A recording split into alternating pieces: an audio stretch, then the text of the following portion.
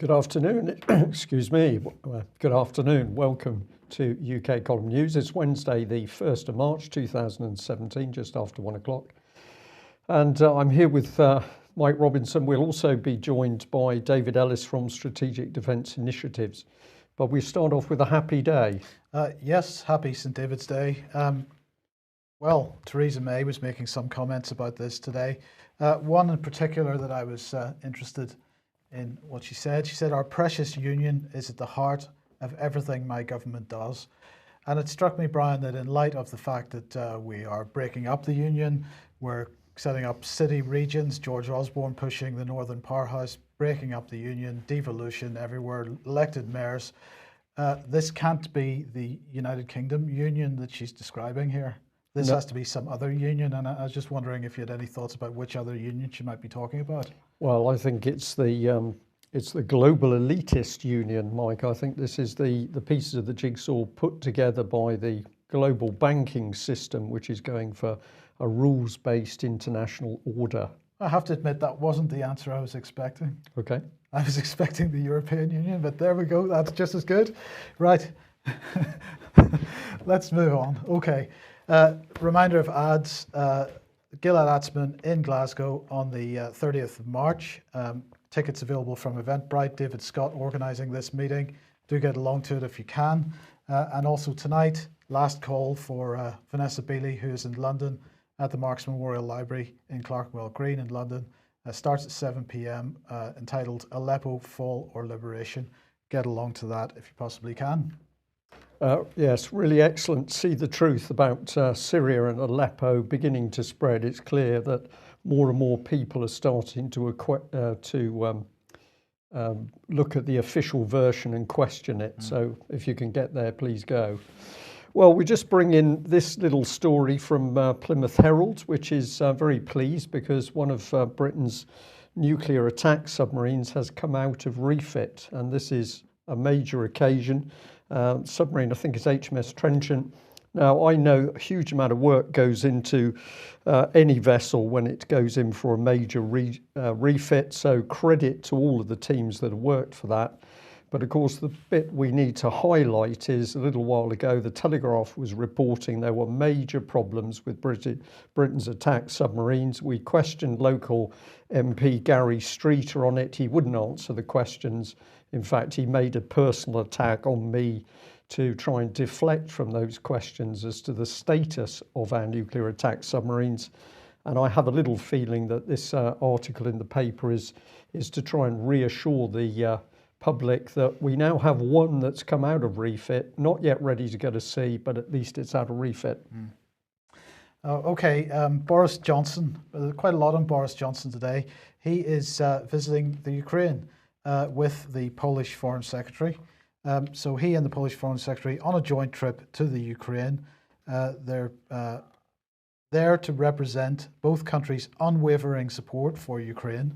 They're going to hold a series of high-level meetings, apparently, with President Poroshenko, the Prime Minister, the Deputy Prime Minister, and the Foreign Minister of Ukraine. And this visit, they say, marks 25 years of diplomatic relations between the UK and Poland with Ukraine, and has nothing at all to do with re-inflaming tensions there, Brian. So that's good. So 3 years since the start of Russian aggression is what they're saying against Ukraine and its flagrant breach of international law with its illegal annexation of Crimea. So that's what they're there to deal with. And they fully support Ukraine's sovereignty.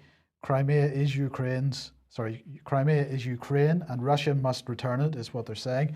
So here's Boris. What did he have to say? "I'm delighted to be visiting Ukraine again so soon, and I'm particularly pleased to be joined by Foreign Minister, the Polish Foreign Minister. Poland is a close UK partner, and we will work closely on a range of foreign policy issues, including Ukraine. The UK will continue to play a full part in European security questions as we prepare to leave the EU.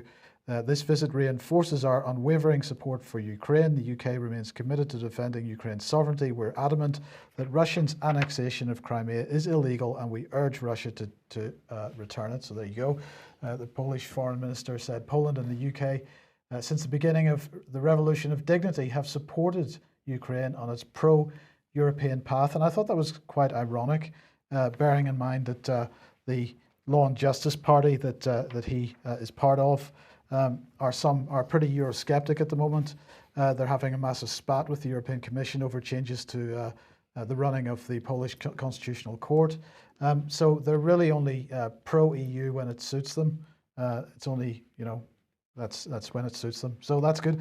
But I also wanted to highlight this article from Newsweek.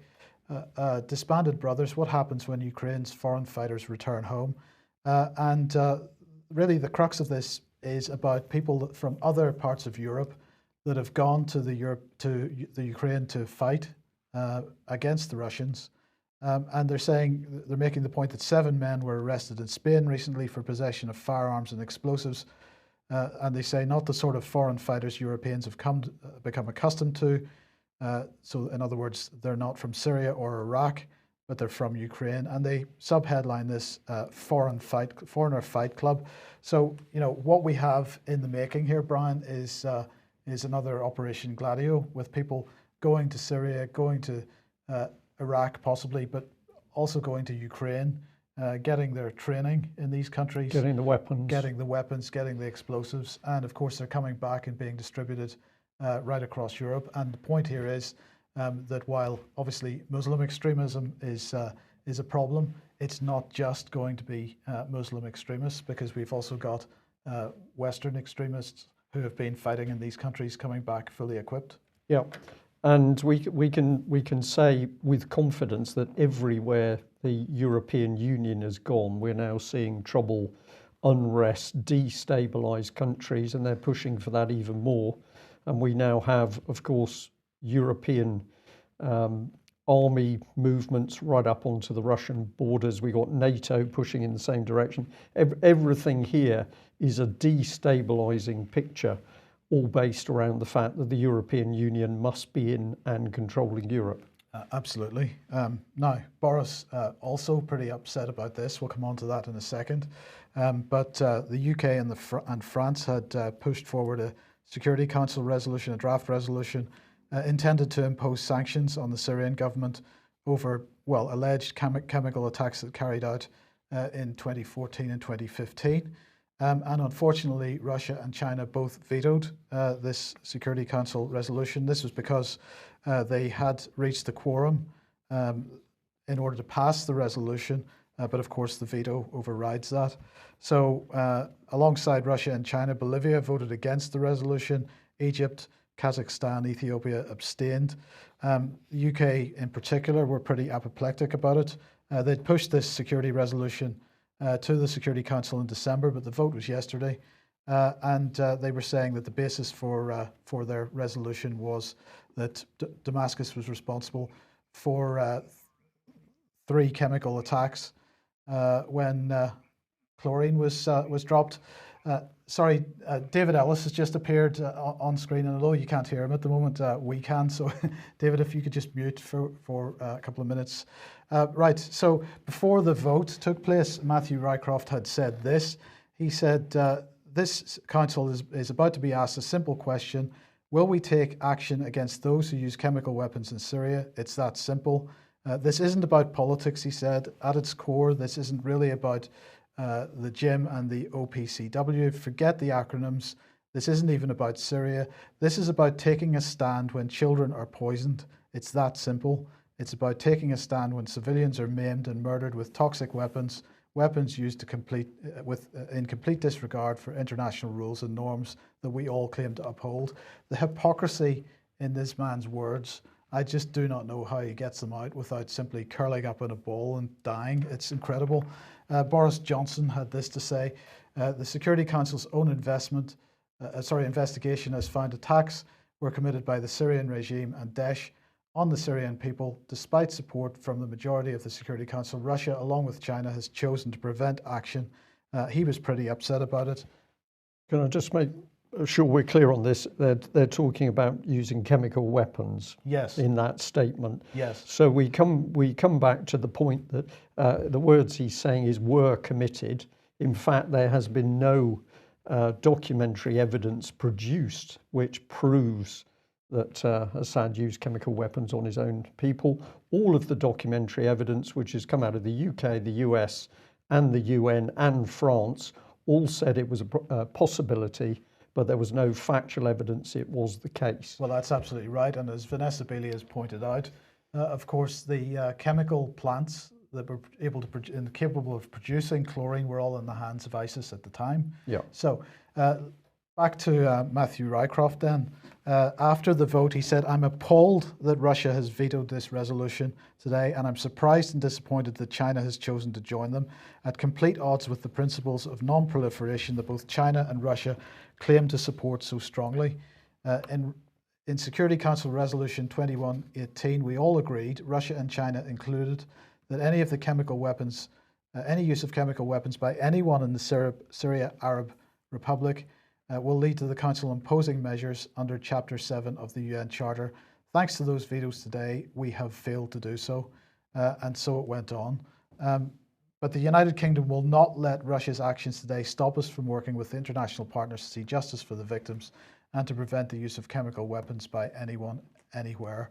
Well, I think perhaps Matthew Rycroft needs to look in the mirror because, okay, it may not be chemical weapons, but how about cluster bombs in Yemen? How about depleted uranium all over Iraq? We'll come on to that a little later. Well, they don't want to talk. They don't want to talk about that, Mike. That's gently pushed off to one side. Rank hypocrisy, and it doesn't matter what political party. I think that's the thing we're seeing. Absolutely. And just to end this section, then, some really good news because Matthew Rycroft is now president of the Security Council for his stint. Particularly fascinating image in the background there on the wall. I think Vanessa tweeted out today that the snake has the snake on the wall behind it. We can't distinguish which is which. Yeah. But it is remarkable. We've got a sort of mythical snaky-like creature which has stabbed itself with a sword. It's all very dark, of course. And top left, we've got a boot which is actually standing on part of the tail. So this is in the one of the UN committee rooms, well, presumably. That's the Security Council. Security Council room. Absolutely. Right. Well, I'm sure that dark arts is what we're looking at, probably. David Ellis has joined us now. Maybe putting you on the spot here, David, but have you any thoughts about what we've just been covering? Yeah, I have. It doesn't sound good. It's not diplomatic language that I recognise, and he seems to be very, very harsh. So, with the things that he's saying, I just frankly don't see how this is helpful. And I'm really with some of the lords that I've been dealing with on this, and we really should have years ago put our arms around, as a nation and diplomatically, around Russia, and we could have averted all of this problem. But we are where we are now thanks to our leadership, concurrent leadership. So we've really got to start, having some sensible counsel here. Otherwise, we're going to get bounced into situations that we really don't want to get bounced into, and that's the danger at the moment. But I'm quite in agreement that whatever it is that's the backdrop, it doesn't look good at all, does it? I mean, it's not uplifting. It's dark, isn't it? It really is. It's dark. So that needs sorting out, surely. Well, let's just remind ourselves about how the pressure is being kept on Russia, aside from comments like those from Matthew Rycroft and Boris Johnson. We got the 4 multinational battle groups, Estonia, Latvia, Lithuania, and Poland. We were talking about this a couple of days ago. And of course, lots of EU involvement in that. We'll come on to that in a second. But the continuing fake news stories, just incredible. This headline here, Is Russia behind a cessation effort in California? Is there anything that the mainstream media is not going to attempt to blame on Russia? No. Yeah, what can we say?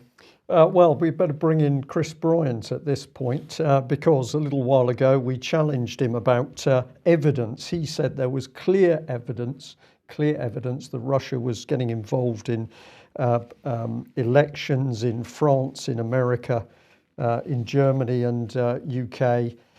This then spread across the media. So we've got the Guardian Centre, senior British politicians targeted by the Kremlin for smear campaigns. This is Chris Bryant again. He's obviously in pink news. Clear evidence Russia hacked British elections. Clear evidence reported in the I think that's the Independent there over on the left.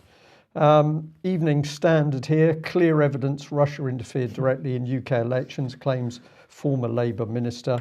And we had this bit here. Chris Bryant, the former Europe minister, told Parliament he thought top-level decisions made on UK security issues had also been compromised by Russian infiltration. So we've got a politician simply standing up and saying that there's clear evidence. We've asked him about that. We've had no response.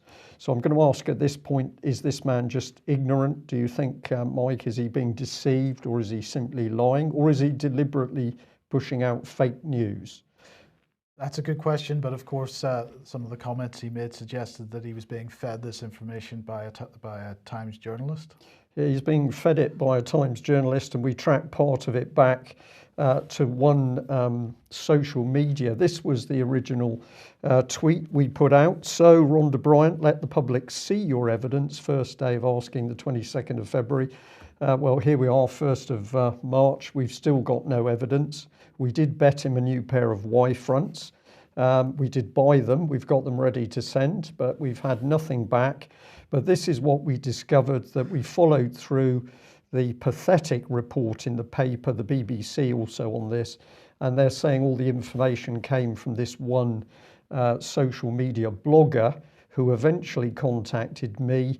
He said, this is Glasnost gone. This is the source of the evidence that the Russians are hacking our elections, according to the papers anyway. For me, the man is saying, for me, the issue is fake Twitter accounts tweeting misinformation against #Ukraine. I'll leave our national security to others. Now, I find this very interesting because the fact he says I'll leave our national security to others tends to indicate he's at least living in this country and feels part of society in this country. Or is he in fact security services? Or he's security services. But this is apparently the source of the evidence. So here we are, it's day 8, and we've still not got no evidence against the Russians from Chris Bryant MP. David, we've got to the stage where our MPs are either just blatantly lying to the public, or they're deliberately deceiving them, or they're stoking up fake news, or else they've suddenly become ignorant and unable to question what's happening around there. I can't work out what it is at the moment. I certainly can't with Chris Bryant. What's your take on the mental acumen of our MPs? Well, Brian, we're in crisis then. You know, if a guy of your caliber can't work out what's what here, you know, the nation's in trouble. Frankly, you know, what's going on? Is this guy expressing a private opinion? You know, in which case he's you know, it's okay to do that, but his language isn't right. You know, don't say that there's evidence and then don't produce any. You know, express your opinion if you don't like Russia, or fine, or like them, don't like them, whatever. But you know, this really isn't on, because you know the capability of what and the things that are being spoken about and debated in Parliament should be of a far higher calibre and level than this. You know, it's just not becoming. Yeah, that's a gentleman's analysis, I have to say, David. Thank you for that. Okay, Ministry of Defence pushed out a little propaganda video this morning.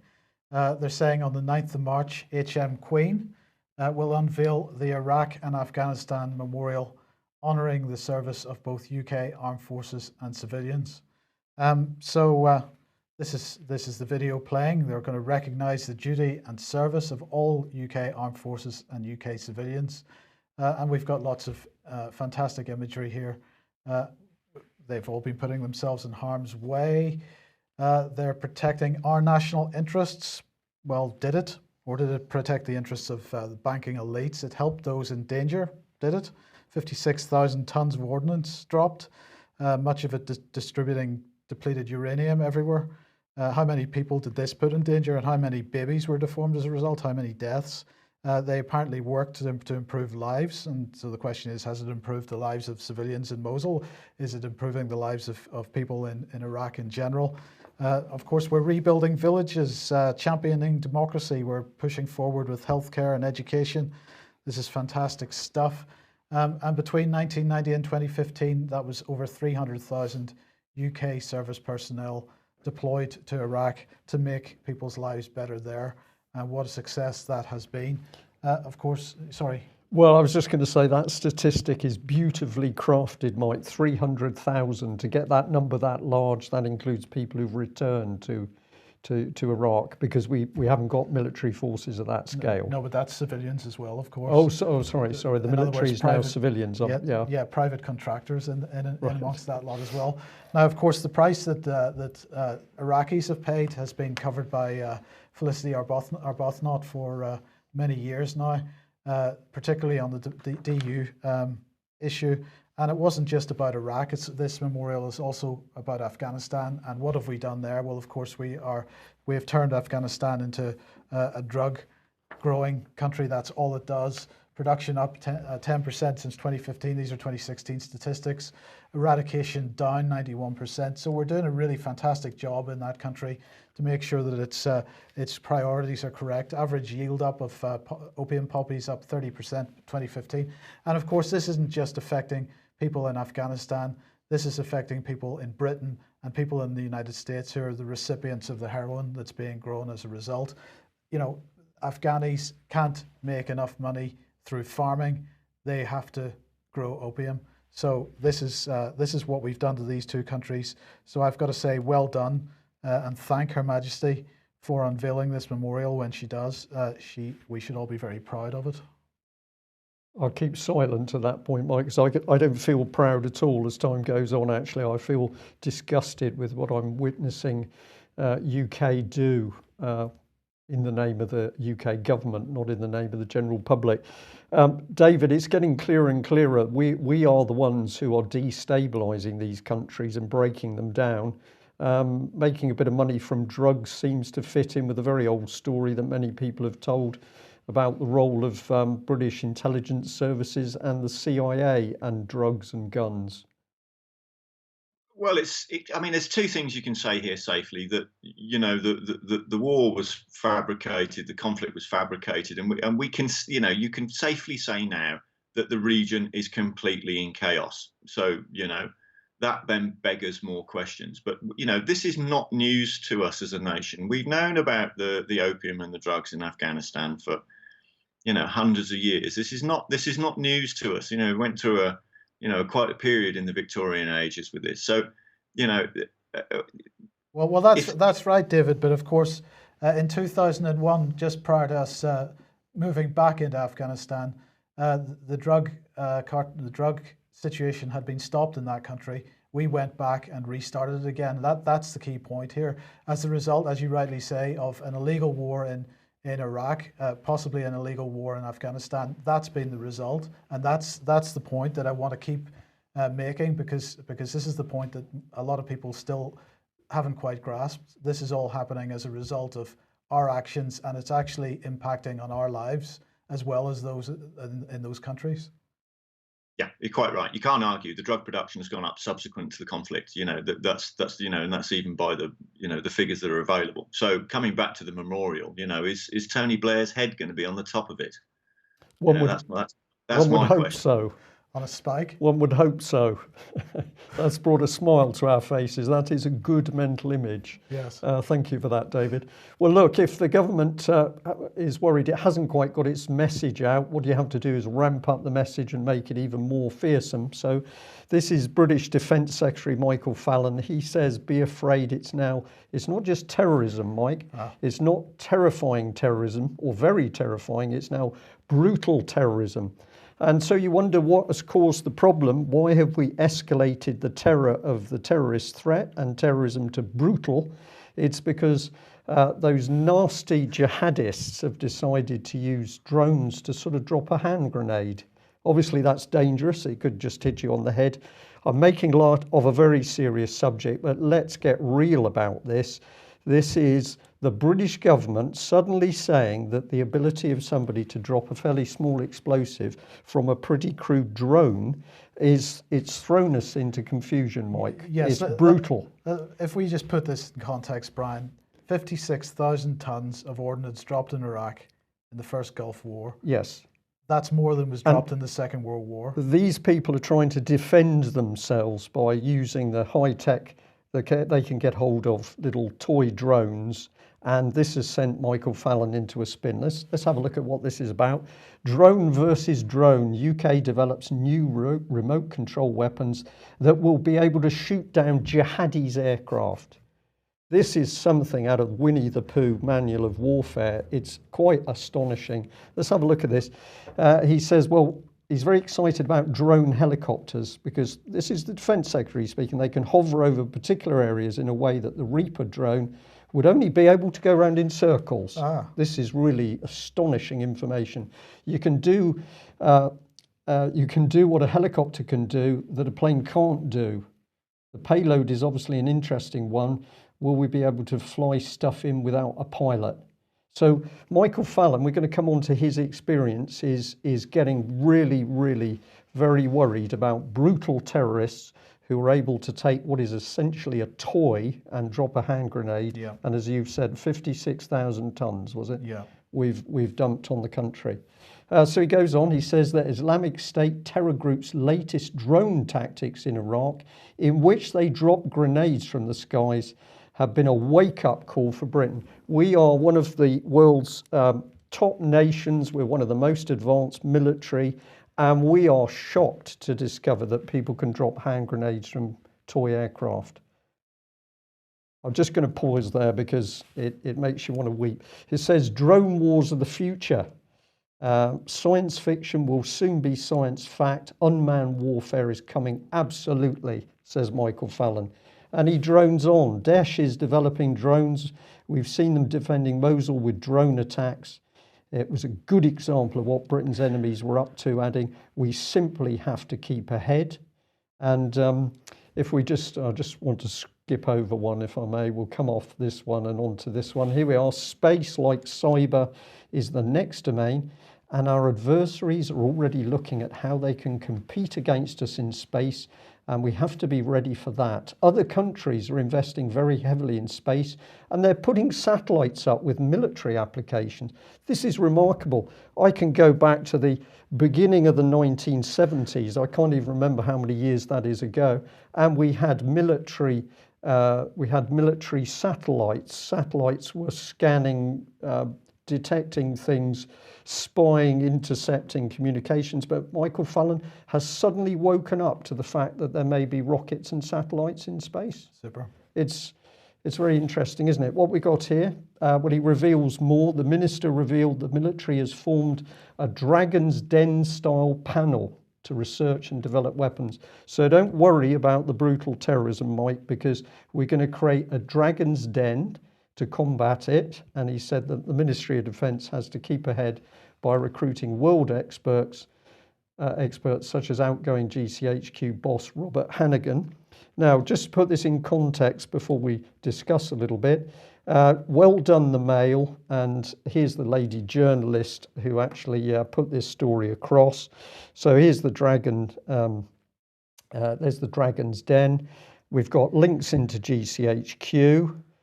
I'm not making this up. Now, this is one of the key people, Major Tim Peake, who was Britain's first astronaut. He's become the expert on warfare in space. Well, I'm surprised James Dyson isn't on this, and then we could have just sucked those drones out of the sky. We could have done. We've got racing cars, though. Ron Dennis, the former chair of McLaren, the racing car technology group, he's involved in the Dragon's Den, which is going to save us from brutal terrorist drones. I don't know how to keep a straight face at the moment. We've got an unknown group of experts from Oxford University. We've got Michael Fallon. Now, his expertise is on the button: classics, ancient history, master of arts, and he's very big on children's nurseries. Yes. So presumably he could be earning a little bit of money from children from Iraq. But not to worry, because the former F1 team boss, Mr. Dennis, said it was in the panel's DNA to win, and they were all fiercely patriotic. Good. I pause there. David, I've used the term La La Land a couple of times actually in recent days. I do not know how else to describe this utter nonsense which is being pushed at the general public. The Mail has done no proper investigative reporting challenging what's going on here. This is utter drivel, or am I being hard? No, probably not hard enough. I can, I completely concur. Where's Mike Fallon going with this? Is he acting under his own steam, or is he acting with an entourage in this fashion? My opinion is, as it stands, he and his entourage, if that's the case, have got to go, and I'm backed up by that opinion, by judiciary that are speaking to me, by senior officers that are speaking to me, and I've even heard senior backbench Tory MPs saying it. The guy has got to go. I mean, frankly, he really is at the moment, looking at the actual state of our armed services and the industry and all those people, all those good folks in our nation where they work in this arena of manufacturing and engineering. He is at the moment making Jack Perfumo look like a saint. He really is. It is untenable. It's absolutely untenable looking at the global picture, looking at the current status of the defense spending that's going to go on and the business that's got to be done, and where we are with our own military, which is, frankly, under his leadership now, in utter chaos. Well, utter chaos is the right word, David. Isn't it interesting that we don't get any comment from any senior officers anymore, serving senior officers? They've now become puppets of this man. I think this is the most dangerous individual probably we've got in the government. Theresa May is not holding Michael Fallon to account. This man is off on his own agenda. And if we just want to emphasise how bad things have got, we've got brutal terror, which we would have thought GCHQ would be monitoring. What's GCHQ up to?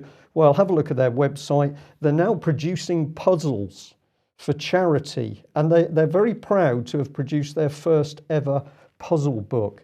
This is Alice in Wonderland stuff. This is somebody at the back of government making a complete mockery of this nation, and it's accelerating.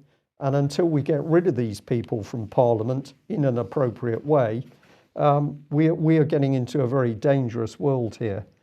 I think I better leave my comment on that. Mike, I don't know whether you can add something, but what do you say? This is just astonishing.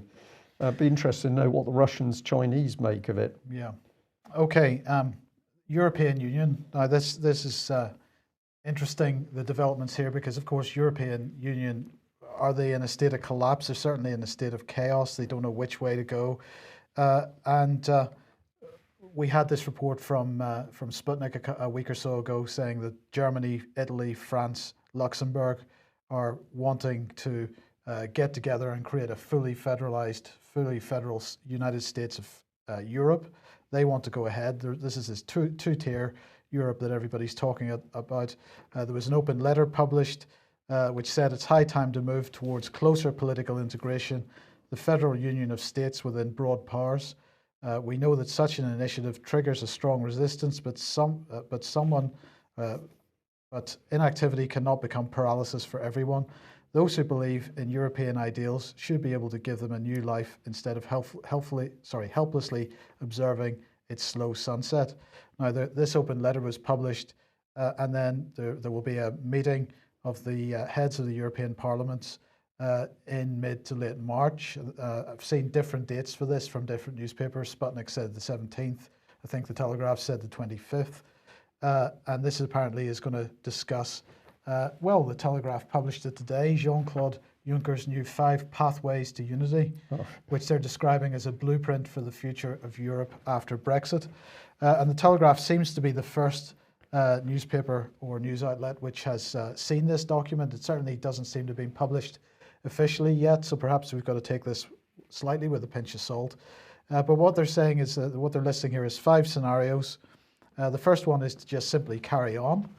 They're saying that Juncker notes that the speed of EU decision-making depends on overcoming differences of views in order to deliver on collective long-term priorities, and that so carrying on is inefficient, although the unity of the 27 is preserved. The second scenario is that there would be nothing but the single market, so they give up on issues such as migration, security, or defence. and that they shrink the regulatory burden by dropping, well, this is his proposal, dropping 2 pieces of legislation for every one that gets passed in the future. Scenario 3 is those who want more do more. So this is the 2-tier system where one or more coalitions of the willing are created to drive forward specific areas such as defence, internal security, taxation, or social policy. The 4th option is to do less, but do it more efficiently. And so they're saying that as a result, the EU would be able to act much quicker and more decisively. I don't think that's a very likely scenario. Scenario 5, doing much more together. And in this one, he's saying that the EU 27 would decide to share more power, resources, and decision making across the board. And that would mean that by 2025, internationally, Europe would speak and act as one in trade and represented by only 1 seat in most international fora. So in other words, it would just be 1 head of state, 1 foreign office, 1 defence minister. This is, federalisation. Yeah. And a European defence union is created in cooperation with NATO, with the EU becoming a global leader on aid and trade. The Eurozone has much greater cooperation on fiscal, social and taxation matters. And David, frankly, of those 5 scenarios, everything that we have been talking about and everything that you have been talking about for the last, couple of years suggests that number 5 is what we're going to get, that Europe speaks and acts as one. It becomes a federalised system with a European Defence Union, a European Treasury, and it becomes a global leader for aid and trade. Completely correct. There'll only be one outcome here. Whatever his horse trading and what he's saying there, the concept is pretty straightforward. It wanted currency union. It's got that. Britain's opted out of it. It wants military union. They're now using the word defence union. Now they were very ginger about this, and it's the phraseology has altered over the last 6 months since the cat's come out of the bag with this. Since there's a few of us been pushing it. Who's to say who's been pushing it the hardest? I don't know, but there's a few of us been pushing this. And the military union, I'm going to use the original phrase, as per Avril Harriman, that he referred to it as that. So I'm going to refer to it as he referred to it. The military union will then beget the Treasury, and the Treasury will then trigger it becoming a state. So the nation states will then lose their veto. Now, the mechanics of this, of course, is that in order for the euro to carry on as a currency and the whole concept to carry on under that, it requires the military union. It's a vital component. And this is what was so upsetting during the Brexit campaign, that, no matter what we were saying to all these people that allege they were Brexiteers, this is the key issue. Our military is a key issue, and this issue for the EU. And if you want to challenge it and you want to fight this, this is their Achilles heel. Now, despite all the efforts, there are a few of us doing it. You guys there at UKC, Brian and Mike, all of you, us, and slowly but surely a couple of other groups have appeared during the process. But they have refused to use the term military union, because the one thing this isn't is an EU army, because that implies ownership of the EU and the EU generated. It isn't. It's military union. They will take nation states into military union under Brussels control. So Brussels will call the shots. Brussels will have autonomy over the capital budgets, procurement budgets, and the operational budget. So this is the mechanics of it. They have to do this in order to carry on with the euro. Otherwise, the euro will default. It will be the biggest default in history. If they get it, the project will and the concept will carry on, because they'll get their treasury and they'll become a state. Now, the thing is here, and this is where our ex-officers are now starting to realise this. Some MPs, I believe, are starting to realise this. And they're framing the target. They're using the right terms of reference. They're seeing this for what this is. And this is vital for the debate now to come about. We as a nation, if we want to be a nation, cannot be in this arrangement militarily at all. And we cannot be putting money into it. Fair enough, we'll partner them at some stage. People are saying this. I don't think that's probably, not something that we can, not debate. But in terms of our military being rolled into this, I am 100% with Maggie Thatcher on this. I didn't agree with everything Maggie did. Some things she did very badly, but I'll agree with this.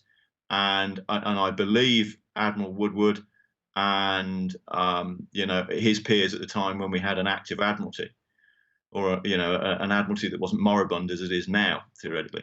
That it is frankly no, no, no, and this is what we've got to get down to. And this is the danger we've got with Mike Fallon, is that we get bounced into this because there's money going into it from the UK government. Yep, David. Money being put to the European Defence Agency from Fallon. And we've got to stop it. That money has got to be redirected here into our industry and our military, not theirs. Yep. David, and we'll remind people that, of course, Mr. Fallon is a wolf in sheep's clothing because he was originally a driver of the European movement himself. So is he really for Britain coming out? I don't think so. And as you were saying, it's nothing to do with an EU army. Despite everything that Theresa May says about Brexit, UK is being pulled into that European integrated military structure, complete with research and development and procurement. And of course, one of the things that's been going on in the background to help drive this is attacks on the ability of UK to produce its own military equipment. We've got a headline here that Boeing is crowing because it's opening up a new UK site, 30 jobs, so don't get too excited. But nevertheless, I think this is Boeing beginning to position itself, to hoover up British aerospace, Rolls-Royce?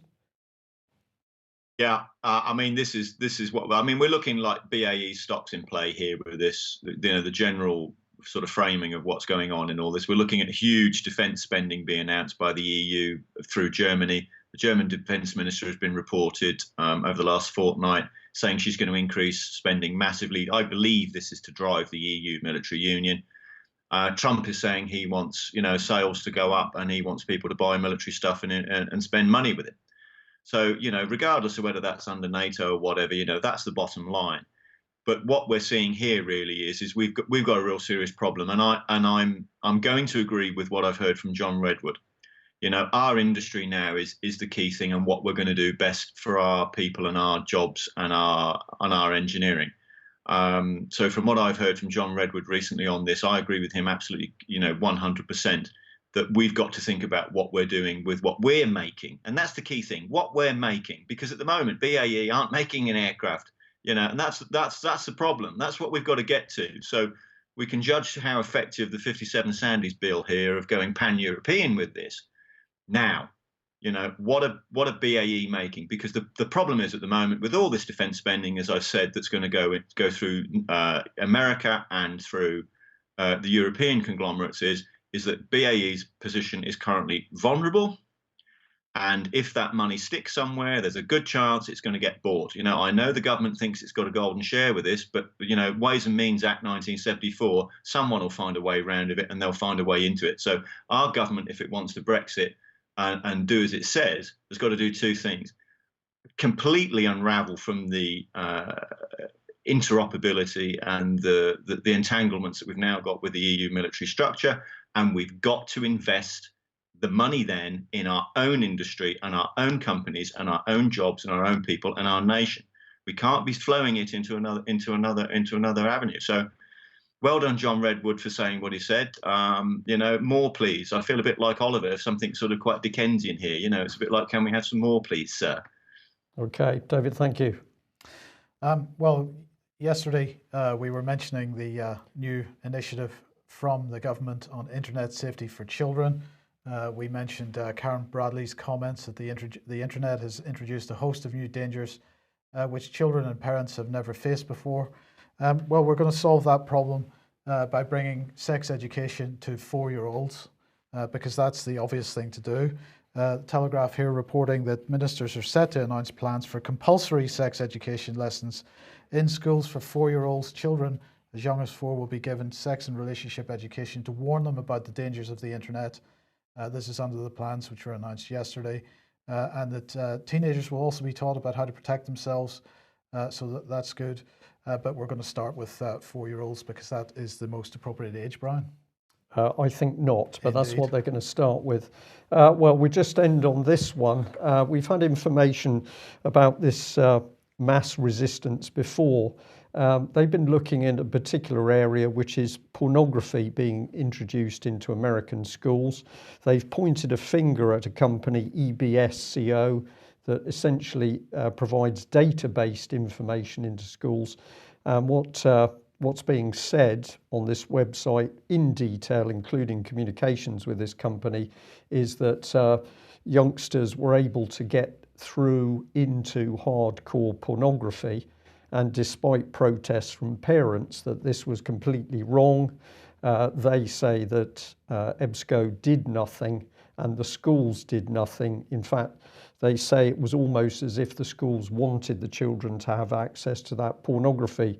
Now, we did ring the UK office of EBSCO before we went live. I haven't had a reply yet. I spoke to a very nice lady who said they will come back to us. We've asked them whether they can confirm that information being taken by UK schools is clean of pornography. But it seems to us that if we follow everything through, the government desperate to sexualise children, then when children are sexually abused, we say, oh, well, the problem is that the children have had too much access to sex, media clampdown. Meanwhile, the government is saying that paedophiles, child abusers who just look at children being abused, they really just need a bit of help. This is deliberate policy. David, 30-second closing comment on anything you like. Yeah, I don't like the sound of any of this. I'm 4-year-olds with this sort of thing. Is that really what we need to be doing? Yeah, I don't think so. It just seems completely the wrong alley of all the things that our government could be doing. I'm now saying sort of Justin Walker this morning, no, don't mention the money, and all the other big issues, or, joint Franco-British nuclear deterrent, we're on this now. And it's like, whatever's next, we see this chaos within the NHS of come on. It's a mess. It's a total and utter mess. And it's a mess, it's chaos, it's a shambles, but we believe this is deliberately created. This is not just ignorance and incompetence on the part of the government. But thank you for that. We'll leave you there, and we'll close by saying a big thank you to all of our US viewers and listeners. We understand that we're now getting quite a following in the States. So if you're watching us live, or if you're going to watch us later on, downloaded from the internet, thank you for coming and joining UK Column, and I hope that you'll pass us on to friends, family, colleagues and whoever. And a final thank you to those that are taking out subscriptions and donating, and a very big thank you to the individual who decided to take up a lifetime membership. So we will be communicating with that person, but thank you very much. It shows enormous confidence in the quality of the work that we're putting out. We'll end there. Thanks for joining us. Bye-bye. Bye-bye.